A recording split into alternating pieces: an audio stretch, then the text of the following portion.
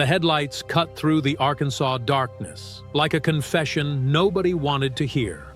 It was 2:47 a.m. on a Tuesday in March 1971, and Johnny Cash had been driving for 6 hours straight with no destination in mind.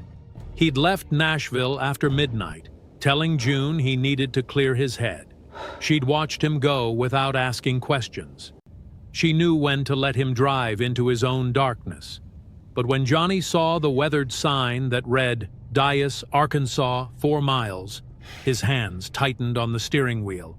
He hadn't been back here in 3 years, hadn't spoken to his father in just as long. The silence between them had become so familiar it felt like a third person in every room Johnny entered.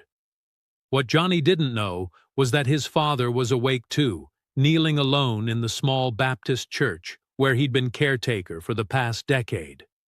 And what Ray Cash was praying for in that empty sanctuary would break his son in ways that prison, drugs, and fame never could. This is that story. Dyess was a ghost town at 3 a.m. The streets Johnny remembered from childhood were darker now, emptier. He drove past the old house on Road 3 where he'd grown up. The porch where his brother Jack used to sit and read the Bible sagged in the middle now. Johnny didn't stop. He couldn't. Not yet. Instead, his car drifted toward the simple white church with the crooked steeple that Ray Cash had been taking care of since retiring from the railroad. Johnny had sent money over the years to keep the building maintained, but he'd never visited, never called. The wound between them was too old, too deep.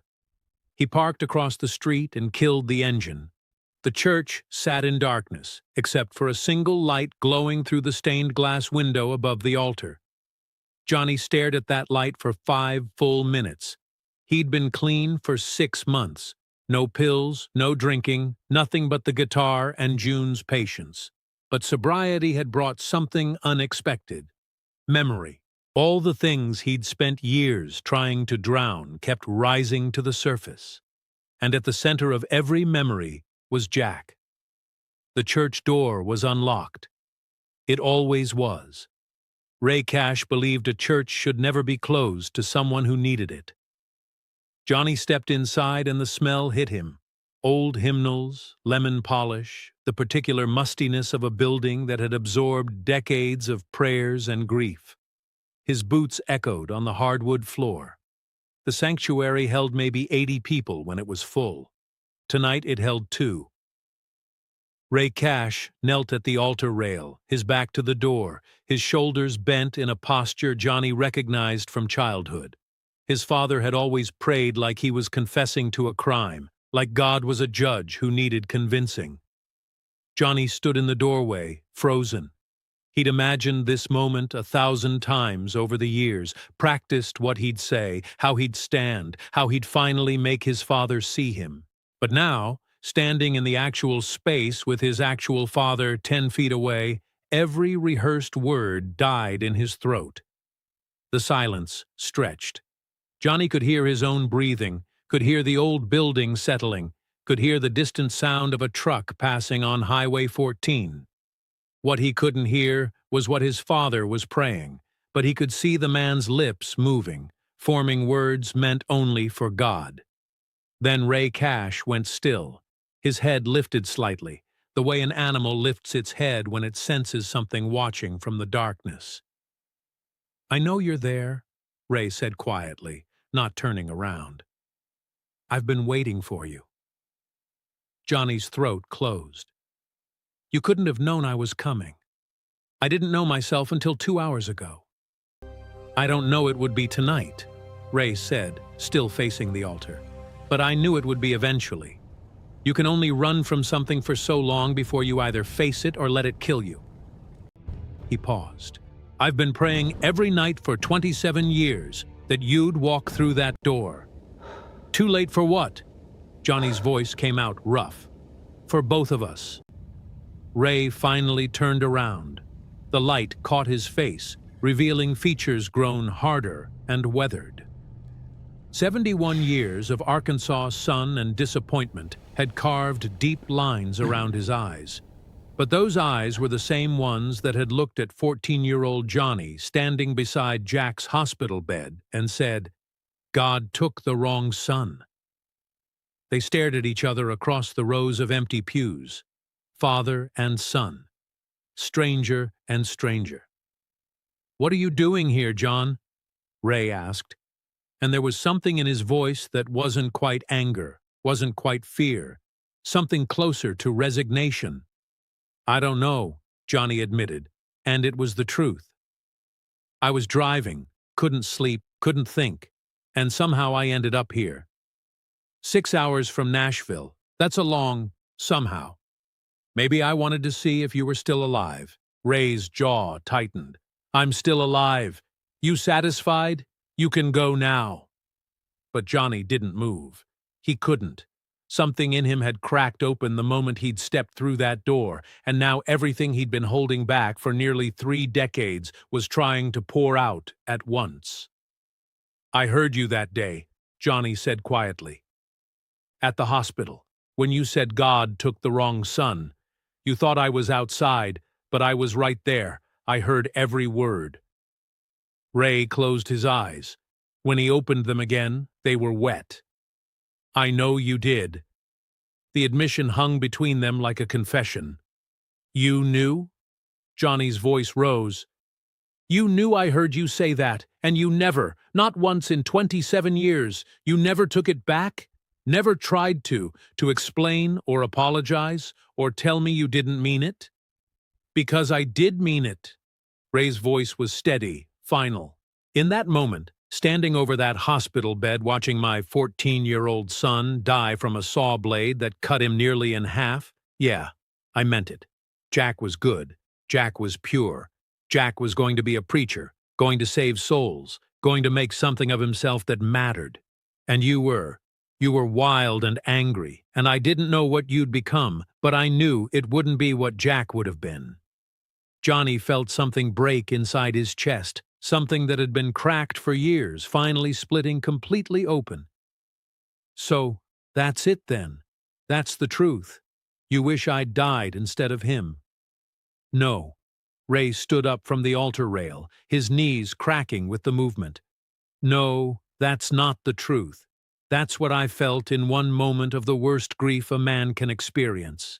But here's what I've learned in 27 years of living with that moment, living with what I said, living with the look on your face when you heard it." He took a step toward Johnny, then another.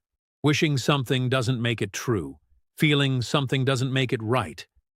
I wished you died instead of Jack for maybe 5 minutes.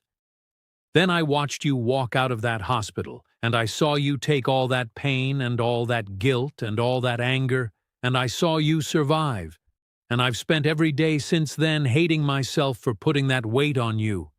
Not hating you, son. Hating myself." Johnny's hands were shaking. He shoved them in his pockets so his father wouldn't see. "You never said that? You never said any of that." "I know. You just let me carry it. Let me think for my entire life that I was the wrong son, that everything I did, everything I became, it was all just a disappointment to you because I wasn't Jack." "You're right." Ray's voice broke. "You're absolutely right. I did that. I let you carry something that was mine to carry, and I justified it by telling myself you were strong enough to handle it, that you'd move on, that time would heal it. But time doesn't heal anything by itself. It just lets wounds get deeper if you don't clean them out." They stood 5 feet apart now, close enough to touch but separated by decades of silence. "Why?" Johnny's voice was barely a whisper. "Why couldn't you just tell me you loved me? Even once? Even when I got married or had kids, or when I Walked the Line was #1 for 6 weeks straight, or when I played the Grand Ole Opry, or any of it? Why couldn't you just say you were proud of me?" Ray's face crumpled. "Because I was terrified." "Of what?" "Of you believing me." Johnny stared at his father, not understanding. Ray sat down heavily in the front pew, suddenly looking every one of his 71 years. "You want the truth? The real truth? I was terrified that if I told you I was proud of you, If I told you I loved you, you'd see it as permission. Permission to be reckless, to be wild, to destroy yourself the way I saw you trying to destroy yourself for years. I thought, if I kept my distance, if I kept you hungry for my approval, maybe you'd try harder to be good, to be safe, to stay alive. That's the most backwards, fucked up logic I've ever heard. I know. Ray's laugh was bitter. Believe me, I know. I've had a lot of time to think about how wrong I was, a lot of prayers trying to figure out how a man who loves his son can hurt him so deeply while trying to protect him. Johnny sank down onto the pew across the aisle. The wood was hard and cold beneath him, worn smooth by generations of believers. June says I'm addicted to punishment, that I keep trying to destroy myself because some part of me believes I deserve it. I told her she was wrong, that it was just the pills, just the lifestyle, just the pressure. But sitting here now, listening to you, I think maybe she's right. Maybe I've spent my whole life trying to prove you correct, trying to be the wrong son you said I was. And that, Ray said, his voice thick with tears he'd never cried before, is exactly why I've been praying every single night for 27 years. Not for you to be better, not for you to be Jack, for you to forgive me. And for me to figure out how to forgive myself for creating that truth in your head. The church was completely silent, except for the sound of two men breathing, two men who shared blood and history, and a wound so deep it had shaped both their lives. I can't be Jack, Johnny said finally. I don't want you to be Jack. Ray looked across the aisle at his son, really looked at him for the first time in years. Jack was going to be a preacher. You became one anyway, just in a different way. Every prison you've played, every song you've sung about men who made mistakes and paid for them, every time you've stood up for people nobody else would stand up for. That's preaching, son. That's ministry. It's just not the kind I understood back then. Johnny felt something loosening in his chest, some knot that had been pulled tight since he was 14 years old. Tell me about him, about Jack, the real stuff, not the saint version. Tell me what you remember. And there, in the small hours of that Arkansas morning, Ray Cash started talking. He talked about Jack's terrible singing voice, how the boy couldn't carry a tune to save his life but insisted on practicing hymns anyway. He talked about Jack's fear of heights, how he'd freeze up on ladders but never let it stop him from helping with roof repairs. He talked about the time Jack had tried to start a prayer group at school and ended up with just 2 members, himself and the janitor. Johnny listened and discovered a brother he'd never fully known, a real person instead of a perfect memory. And in learning who Jack really was, he started to understand who he was allowed to be. As dawn light began filtering through the stained glass windows, painting the sanctuary in fragments of red and gold and blue, Johnny asked the question he'd needed to ask for decades. Do you think he'd be disappointed in me, Jack, if he could see what I became? Ray was quiet for a long moment. Then he said, I think Jack would tell you that stumbling toward God is still moving in the right direction. I think he'd say that a man who's been to hell and came back has more to teach than a man who never left heaven. And I think, knowing Jack the way I did, he'd probably be sitting in that prison audience at Folsom, crying his eyes out, proud as hell of his little brother for seeing those men as human beings instead of throwaways. Johnny's vision blurred. I miss him. Me too, son. Every single day. I'm sorry I'm not him. I'm sorry I ever made you think you needed to be. The sun was fully up now, transforming the church from a place of shadows into something warmer, softer. Neither man had moved from their pews, but the distance between them felt smaller somehow, crossable. What do we do now? Johnny asked. Ray stood up slowly, his joints protesting. He walked across the aisle and did something he hadn't done since Johnny was a small child. He held out his hand. Johnny stared at it for a moment. This offered bridge across decades of silence. Then he stood up and took it. Ray pulled him into an embrace that was awkward and stiff at first. Two men who'd forgotten how to be father and son, who'd forgotten how to touch without flinching. But then Johnny felt his father's shoulders start to shake, felt the old man's tears soaking into his black shirt, and something in him finally broke open. They stood there in the center aisle of the Dyess Baptist Church and cried together for the first time in 27 years. Cried for Jack, cried for lost time, cried for all the words that should have been said and weren't. Cried for the pain they'd caused each other while trying not to cause pain. When they finally pulled apart, both men were wrecked, red-eyed, and somehow lighter. "I've been clean for 6 months," Johnny said, wiping his face with his sleeve. "No pills. June's helping me. I'm trying." "I know you are," Ray said. "I've been keeping track. June's a good woman. Better than you deserve, probably." Johnny laughed, a real laugh. "Definitely better than I deserve. But good enough for who you're becoming." Ray paused, then added, "I'm proud of you, son, for fighting, for surviving, for being here right now instead of running. I should have said that a long time ago, but I'm saying it now. I'm proud of you." The words hit Johnny harder than he expected. He'd imagined hearing them 1,000 times, but the reality of them, spoken out loud in his father's rough Arkansas accent, was something entirely different. "Thank you," he managed. "Don't thank me yet," Ray said with the ghost of a smile. "I'm still your father. I'm still going to tell you when you're being an idiot.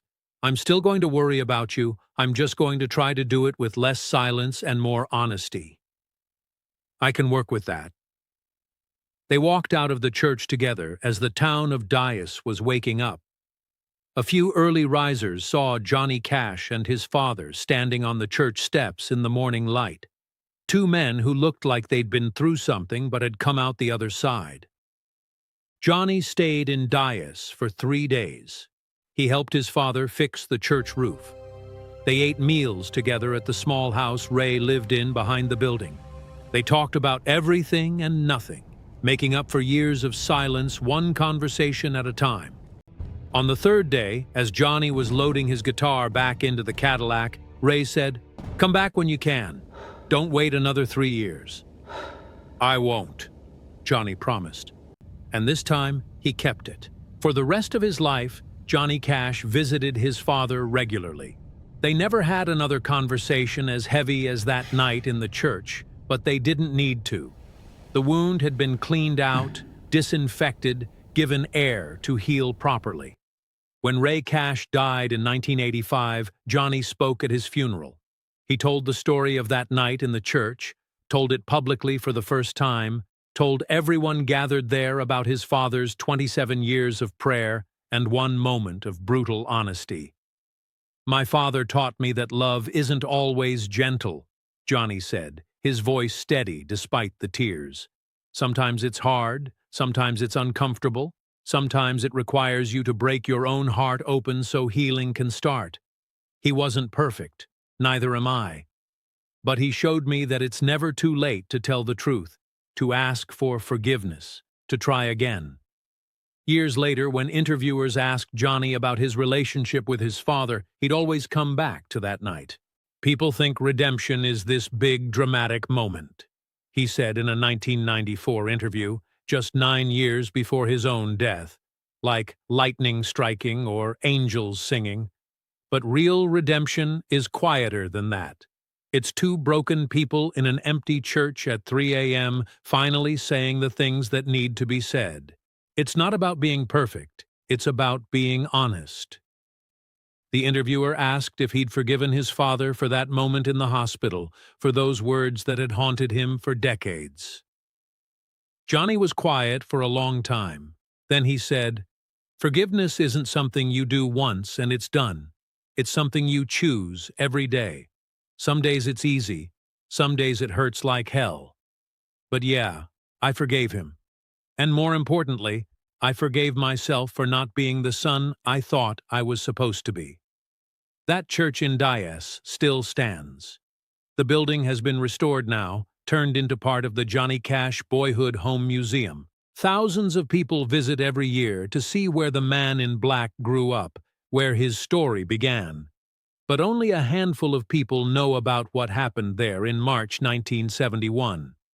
About a father and son who found each other again in the darkness. About 27 years of silence ending with 3 words, "I'm proud of you." Maybe that's how redemption works.